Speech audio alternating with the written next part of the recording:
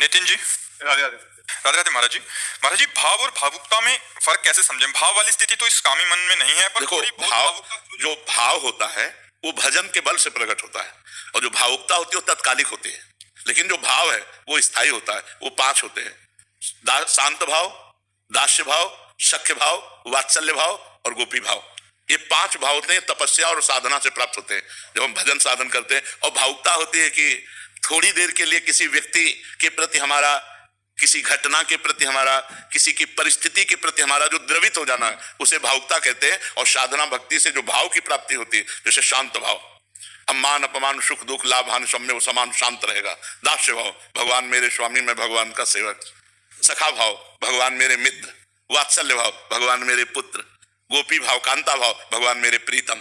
अब इस भाव को माया नहीं टाल सकती, ये दिव्य भाव। लेकिन भावुकता का परिवर्तन हो सकता है।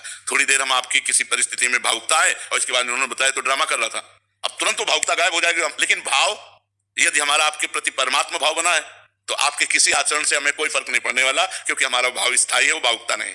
समझ पा रहे हैं आप? गुरु जी के लिए अगर भावुकता होती है तो वो भाव होता है। भावुकता का जो एक तात्कालिक होता है, ऐसा नहीं। गुरु जी के प्रति तात्कालिक नहीं होता, स्थायी होता है। गुरु साक्षात परब्रह्म तस्मै श्री गुरुवे नमः।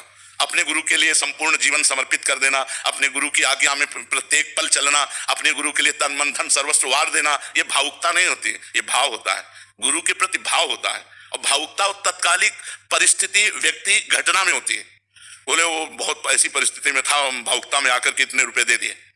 वो भावुकता में, घटना, परिस्थिति में जो आता है वो तात्कालिक होती है, लेकिन जो भाव होता है वो स्थायी होता है। गुरु के प्रति जो हमारा गुरु भाव है, गुरु साक्षात परब्रह्म, ये हमारा स्थायी भाव है। इसमें परिवर्तन नहीं होना चाहिए, तभी मोक्ष की प्राप्ति होती, तभी कल्याण की प्राप्ति होती। थोड़ा साधना करते समय भावुकता होती है तो ये नहीं, ये सतोगुणी है। पर इसमें ध्यान रखे, दया बिना साधु कसाई, और दया करी तो आफत आई।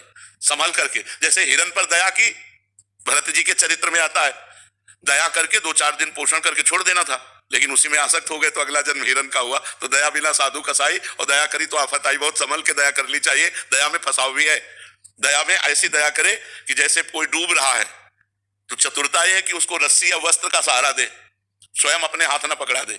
नहीं, अगर अच्छा तैराक नहीं तो डूबने वाला पहले उसे डुबोएगा जो उसे बचा ले गया है। ऐसे इस माया का कार्य है कि अगर हम यहाँ दया करें तो हम उसे आश्रय दे दें, हम खुद ना फंस जाए उसकी दया में। अगर फंस गए तो फिर हम ही पहले डूबेंगे माया में। इसलिए बहुत संभल करके, अपने भावुक लोग फंस जाते हैं, इसलिए भावुकता को संभालना चाहिए। भाव नहीं फंसेगा, लेकिन भावुकता फंसा देगी। कोई आपके सामने जरा सा भी दुख प्रकट करेगा तो आपको लगेगा क्या करूं, इनका दुख कैसे दूरी करूं। तो बहुत संभल करके, बहुत सोच समझ कर। आज संसार में छल कपट पाखंड नाटक, इसकी बाहुल्यता है।